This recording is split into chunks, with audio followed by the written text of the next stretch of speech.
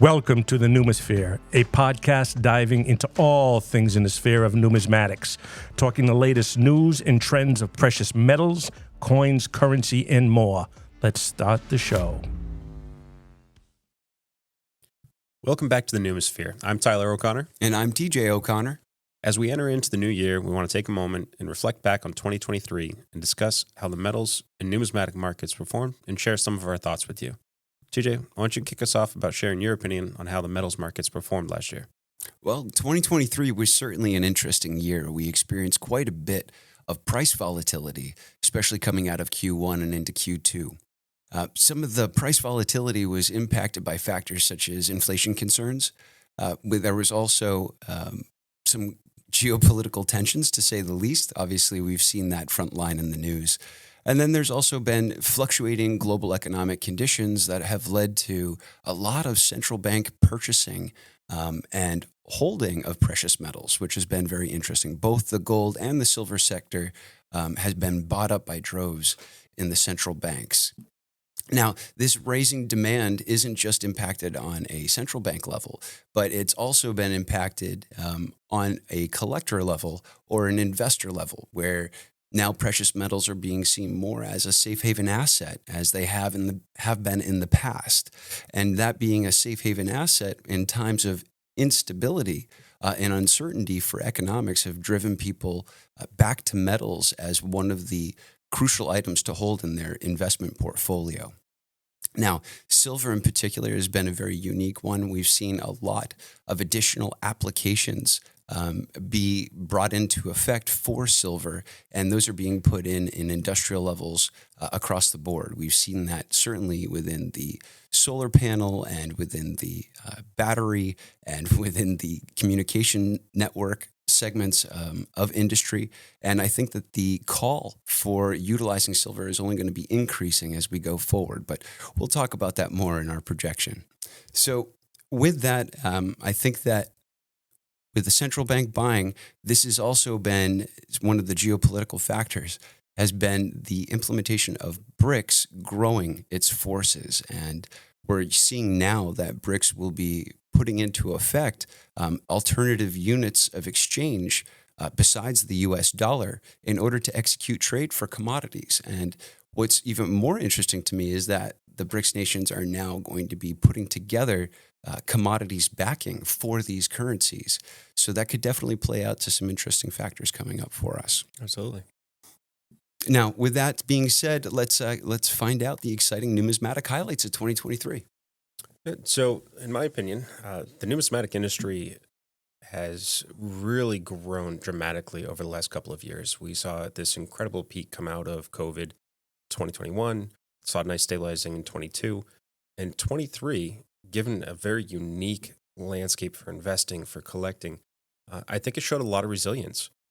So we saw some amazing coins coming out to market. The rare coin aspect has just been incredible. Stax Bowers has been putting out some awesome stuff. Amazing stuff coming through. Collections that we just don't see, and amazing quality, and there are buyers for it. Mm-hmm. So there's no doubt that not only is physical gold and silver and other precious metals being held for investment, but these higher grade, very rare U.S. coins are definitely being held, not just for collectors, but for those investors to hold on to for a long time.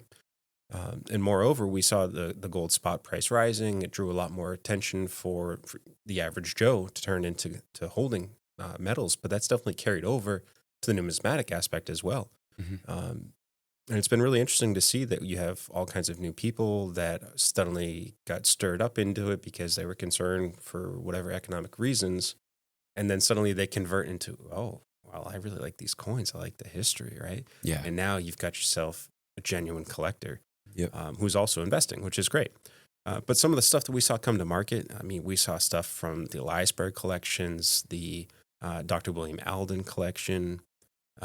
It's just killer stuff. Like there was a 1855 Kellogg & Co. $50 gold piece sold for $780,000.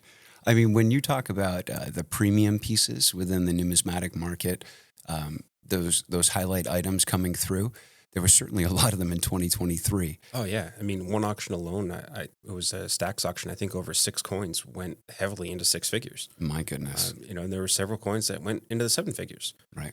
It's just been a very, very interesting change because we're seeing stuff that only 10 years ago may have sold 200,000-300,000, and now it's pushing 600 to 800. Yeah. So the value is just growing dramatically. It's really impressive to see, and it's kind of a unique time in history to see the expansion of people seeing coins as a true store of value. Absolutely. And that's been really cool. Another coin that sold was the 1860 Clark Gruber and Co. Pikes Peak $20. That one sold for $552,000. If you haven't seen it, look it up. Gorgeous coin. Definitely awesome. So yeah, I think that the industry as a whole for the numismatic side, it's just thriving. I don't see it going away. I do see, there's definitely some contraction to the average collector. And I'll talk about that in a little bit too. But I think it's still something that we can all do. And those that have the extra money to do it, in 2023, we're certainly doing it. Yeah, absolutely. I think that 2023 overall was a very unique time, and there was a lot of dramatic and emotional ups and downs throughout the year. Just a few. Yep. And I have to say, whether it be a small softening within those mid-range to low-range coins and a heightened acceleration in the premium coins and the rare coins, just overall, there's been a lot of motion happening within the industry itself. Absolutely. I know for myself, some of the highlights that I saw in 2023, I'd have to say that gold trading at its all-time high certainly brought a ton of attention back onto precious metals, and that was just recently here in the end of Q4 for 2023. And I think it's also a good time for that to happen as we go into some economic uncertainties here with the U.S. budget not having been approved, that being on deck this coming January and into February. It might be something that people see as a viable hedge against some type of dollar contraction in its value. I think they're already seeing that. Yeah, absolutely. But in addition to gold hitting its all-time high, I think that another highlight was to see the premiums, specifically in silver, contract over the time period from Q1 to Q2 and then moving into Q3 and Q4. Seeing that kind of come down dramatically and really get close to that spot price of silver has made the bullion market more accessible all around for consumers that want to get in. So whether it be that small-time consumer that's just looking to pick up an ounce or two and they're just getting started, or even if it's an investor that was waiting to make a move with a large sum, having those premiums contracting gave them that opportunity to take advantage of what's happening in the market right now. I mean, we saw Silver Eagle premiums 15 plus. Yeah. I think at one point we were knocking on the door of $18 over the spot price of silver. And some people were taking advantage and going even beyond that. I know here we were advising customers, it's just not the time to buy Silver Eagles. There was no reason to be paying such a dramatic premium, and inevitably it'll come down. Yeah. And I think recently, I mean, you could get them $4 over almost. Exactly. It's odd how that happened, and at first we had rumblings of supply shortages throughout the market, but somehow in a miraculous event come mid-year, those supply issues had resolved themselves. But supposedly the bank collapse that had been intended that might have sparked the interest in Q1 and Q2 had been resolved as well. That's still yet to be seen here, obviously. Again, making 2024 a very interesting possibility for all of us. So in addition to the contraction in the silver premiums and gold hitting its all-time high, I have to say that the overall highlight is the growth of the coin collecting industry in a whole. And I'm being inclusive with bullion stackers in addition to numismatic collectors here. We have an estimated $9.6 billion market valuation for 2023. And this has a CAGR, or forecasted, to go at 10.4%, carrying us to almost a $20.8 billion market valuation for 2031. I know that this is from those collectors that have been coming in, by being given those opportunities of lower premium costing precious metals, or bringing in that attention to gold and silver. But really, the highlight for me is in 2023, my most astute observation is the amount of information that has been available to the consumer this year just seems unprecedented to me. Anything that you would like to know is right at your fingertips. And there's just so many people that are contributing to the education of what's happening right now and the value of precious metals in an economic situation like this. But in addition to the amount, it's more about the amount of ways that people are able to receive this. Here we are, we're doing a podcast. We're trying to get the information out to people. People can see us through a video. This is increasing all around, helping educate the consumer base and bring awareness to the potential benefits of having precious metals as an economic hedge in your portfolio. Definitely. So that's my segment on highlights. What do you have for highlights on 2023? Yeah, so some of the biggest things I saw in 23 was just this resurgence of coin shows. While there are definitely some that have been kind of fallen to the wayside, failing, dropping off, the staples, I'm seeing them just perform really, really well. Yeah. And attending them has been fantastic.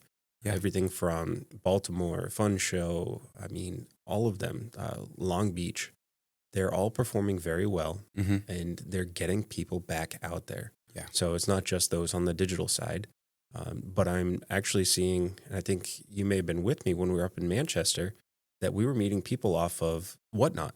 Yes. And they were attending their first show. Yeah. So you took people from this digital realm and they're actually coming out to kind of the traditional realm of coins. Yep. And it was really interesting, and it was awesome to be able to kind of mesh those two worlds, right? Because these were people I followed. I had never really seen their faces because all you ever see is their hands. And here I am sitting on a park bench just chatting with them out of the blue. Like, oh yeah, wait, I know you. I follow you. Yeah, it's so odd that you say this, because it's almost the antithesis of what people expect the coin industry to be, right? The anti-technology, the anti-moving forward with any type of change from the traditional handwritten receipt, and we do business by a handshake, right? But here we are. This is almost like an organic migration into the digital realm with numismatics by people like that Whatnot community coming into the show realm, participating in a way that they haven't been able to participate before. They're no longer able to hide behind a camera. They have to be face to face with somebody, and that's a different environment for sure. But it's really interesting to see that organic migration into the digital realm. Maybe even shows making some additional efforts to reach out, putting out newsletters, reaching out through subscriptions, keeping people aware of what's going on. Right. I know we've seen a lot of development like that happen in the shows, and I honestly hope it continues, because it seems to be more that they inclusive. really have to survive. Right. Right. That's how it goes. So yeah, you've got the guys that have been attending the show for the last 50 years. Yeah. They know about it. Yeah. But how does everybody else figure out about it? If you don't have that digital presence where you can mesh those two worlds, you're not going to have new people attending. Right. It's just, you're going to die. That's what's going to happen at the show. I'd ask myself, how many people under the age of 30 are actually looking at a newspaper to find out when the local coin show is going to be taking place? Even older now, realistically, I would say almost the 45 and under demographic are on their phones. Yeah. It's a digital world for them. It is. That ease and convenience of, let's do a quick Google search, or let's see what's going on. Or, oh yeah, I saw this in a coin group that there was a show over here. Let's go.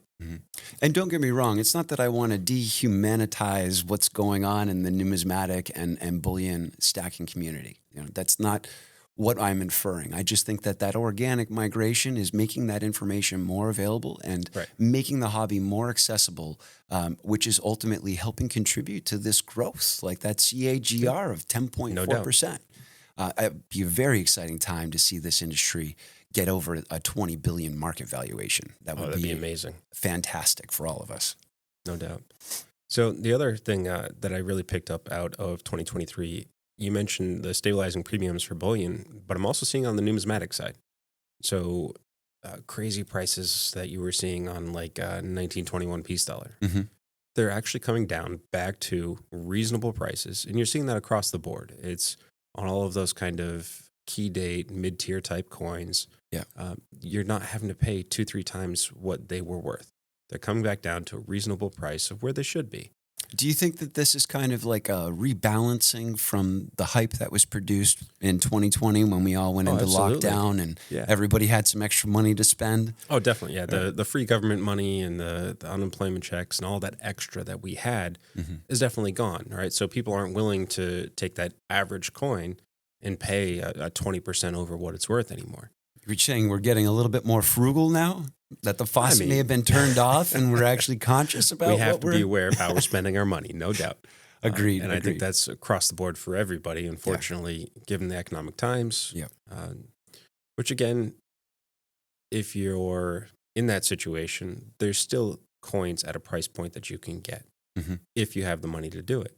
And the other thing that I really saw in 23 is kind of the other side of the coin is people that were collecting through all of that hype or long-term collectors that were entering into hardship. There was a lot of sales. There was a lot of people selling inventory back into the market, which was great from the business side, right? Sure.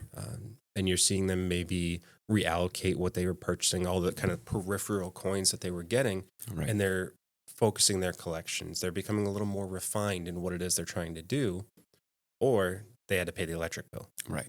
So we're definitely seeing a little bit of that, not a little bit, we're seeing a lot of that happening where people really need to get out of those assets Right. and take care of responsibilities because of the economic situation that we're in. I agree. And, it's hard to see that occur when you see a collector need to liquidate in order to create funds for an emergency or a need within their finances.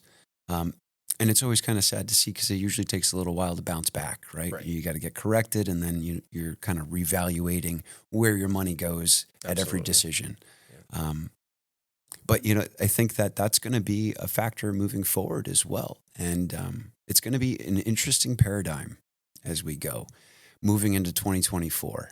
Yeah. I think that we'll continue to see that contraction within the liquidity in the average consumer's pocket, how much can be spent, and likely the constraint on that cash flow for them.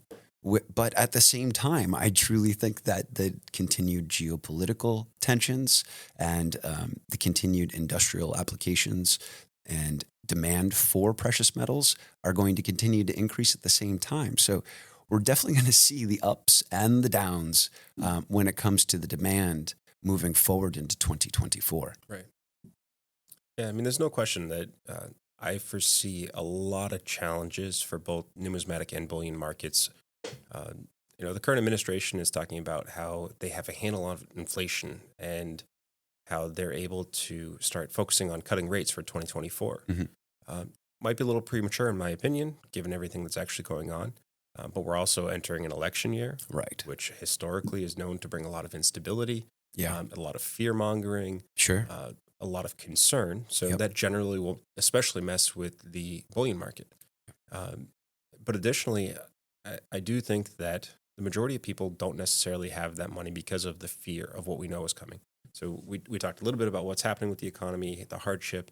The average person just doesn't have the excess anymore, right? People's grocery bills have gone up 20, 30, 40%. Gas for a majority of 23 was pretty high. Yeah. Thankfully, we're seeing a little bit of stability there too. But I think that stress on the lower class and middle class collector is evident, right? So we're seeing a bit of a slowdown the last maybe quarter or so Yeah. on kind of those mid-tier products. Right. So the average collector material has definitely slowed down a little bit. Those that are still collecting especially bus capped $50, those are still thriving. So you've got these ebbs and flows or kind of gaps of the average collector that just doesn't have the means to do it anymore. Right. Which we've seen a few times, right? It definitely trends with the economy for everybody. But I think that that's going to be a huge issue for us in the future. And I do think that the rare coin market is going to continue to hold. Yeah. There's no doubt that is being used as assets, as a preservation of wealth or purchasing power. Yeah. There's no question there. But I do think the challenge within that market is going to be that people are holding. Yeah. Because they're holding, there's going to be less inventory coming out. And you're going to see a continued drive upward on the price direction for these premium and rare coins. Right. So what does come out, there's going to be a lot more attention on that. And I think we can see a lot more battling in those prices being driven up a bit more. So it's going to make for a really interesting year on all aspects of what's coming because we really don't know. And there's a lot of fear in the market, especially on the bullion side and on the investor side. But I'm seeing a lot of hope for the numismatic side. And I think you can speak to that a little bit because you were just talking a little while ago about the number of new collectors you're still seeing. Yeah, there's a lot of people are being introduced to coin collecting, whether it be through being brought to the idea that gold and silver have a value that sits beyond being pretty and shiny. And then further learning about coins that have precious metals backing. And then basically understanding that there's rarity and collectability within coins themselves. And then all of a sudden a whole new world kind of opens up to them. But I think just the all-around attention that's being given to precious metals, similar to like you were saying with the premium side as an investment, as a hedge, right, for people. I think that that's going to continue with bullion too as we move into 2024. Obviously, we've talked about the fact that the debt needs to be approached here coming up in a couple of months. And we have... Speaking of the debt, didn't you just say today we crossed $34 that is correct. trillion in debt as a country? Today we're crossing 34 trillion, and that is not taking care of the unfunded liabilities that also sit on our books, folks. It does not look pretty. And if, the countries that unified under BRICS, which is Brazil, Russia, India, China, and South Africa. And now they've added six more. Saudi Arabia, right? Saudi Arabia just came into play. Yeah. They are now effective as of January 1st. And as of the date of this recording, this is January 2nd, so that was yesterday. I'm very curious to see how things are going to play out. And I feel like every step that we move in these directions that are put in front of us, it's going to bring a bit more concern to the regular consumer. And I think that those have been the main motivators for people to reallocate funds or adjust their portfolios and what assets they hold. So basically, I think we're we're getting prepared for a bit of fear to come into the market to help drive that. And at the same time, constricting the cash flow of the average consumer. So we may see that continued softening happen, as you suggested, on the mid and lower tier numismatic side, but a flourishing happening on the ultra premium side for both bullion and the numismatic or rare coins. And assuming that there are no more bank closures or collapses or any major financial turmoil, I think we're still going to see that simply for the geopolitical and while our economy does recover, which is going to be a long road ahead. Yeah, well, speaking of a long road ahead, this is what confuses me because I share the same sentiment, Tyler. I'm thinking this is a long reparation here, but we have the Federal Reserve that has been taking a dovish approach or talking dovishly about what they're going to be doing with rates coming into 2024. They have a projection out there now that they're talking about 7 rate cuts over the course of 2024 alone. That could simply send us right back to interest rates that we were prior to 2020 when all this mess started to unfold for us. I mean, don't get me wrong. I like the low interest rates, but I do think it's too hasty. They're taking an approach that will absolutely not fix the problem. Right. Our problem is bigger than our interest rates. We need to solve our budget. We need to stop the excess spending. We need to get ourselves in line as a nation and get our finances in order. Otherwise, the American people are just going to continue to foot this bill that we can never pay. I share your sentiment again. I do. And I think that any logical person would say, yeah, we need to fix and approach this thing. But I don't believe that logic is the driving factor here for our government's decisions. And I think that likely if that were ever to occur, it would be a hand that is forced. So if we're talking forced by collapse because they don't have any other choice. No. I would never incite a potential collapse, nor do I think truly that would happen. But what I am insinuating is that other countries may state that they are no longer desiring our debt-backed currency for goods or services. And if we are held to the grindstone and some type of event happens where there's ships at the port with goods to deliver and they say, you know what, I'm not interested in your dollar, but I'll take your gold. We might have a reprioritization on the things that we transact with here in the United States. So who knows what will bring that forward? That's part of what makes 2024 seem so exciting to me. Although it is scary on one hand, it's going to be really excited to see the changes, whether they come forced or whether they come organically, how they'll unfold over 2024. Yeah, it'll definitely make for a very interesting ride. Absolutely. Well, that wraps up today's episode for Numisphere, and I want to thank all of you for joining us here. Tyler, why don't you go ahead and lead on out, tell them how they can get a hold of us. Yeah. So thank you for joining us as we recapped our prosperous year here for 2023. You can always find us on Facebook and Instagram at Numisphere, or join us on YouTube at Numisphere Podcast. And remember, if you have any questions or topics that you would like us to cover in future episodes, go ahead and drop us a comment below. Let us know. Until next time, happy collecting and investing. Thank you for listening to the Numisphere podcast. Be sure to subscribe so you don't miss out on the next episode. You can find us on Facebook, Instagram, and YouTube at Numisphere. Until next time.